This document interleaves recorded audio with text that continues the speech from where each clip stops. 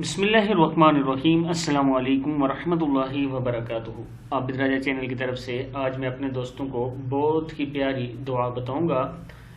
आप अल्लाह ताला से पनाह मांगा करें। जो मैं आपको बताने लगा हूँ, यह अमल सुनने से पहले मैं अपने तमाम दोस्तों से गुजारिश करूंगा, चैनल को सब्सक्राइब करें, बेल आइकन पर क्लिक करें ताकि डेली वीडियो आप लोगों तक पहुँच सके।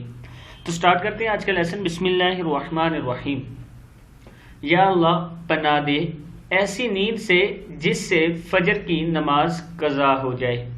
आप ये दुआ किया करें अल्लाह ताला से कि अल्लाह हमें ऐसी नींद से पनाह दे जिससे फजर की नमाज कज़ा हो जाए। फजर की नमाज पढ़ने के लिए रसूलुल्लाह सल्लल्लाहु अलैहि वसल्लम की बहुत सी हदीस हैं, और रसूलुल्लाह सल्लल्लाहु अलैहि वसल्लम जो लोग फजर की नमाज नहीं पढ़ते उन्हें अच्छा नहीं कहते।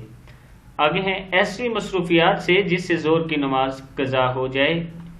अल्लाह ताला से पनाह मांगा करें ऐसी मसरूफियात से जिससे ज़ोर की नमाज कज़ा हो जाए, ऐसी सुस्ती से जिससे असर की नमाज कज़ा हो जाए।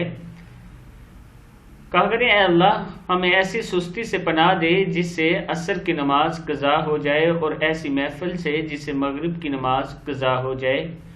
और अल्लाह ताला से पनाह मांगा करें ऐसी थकावट से जिससे इशा की नमाज कज़ा हो जाए। मैं अपने दोस्तों से गुजारिश करूंगा कि ये 5 दुआएं ऐसी हैं जो आप हर टाइम मांग सकते हैं और अल्लाह ताला कबूल करने वाला है।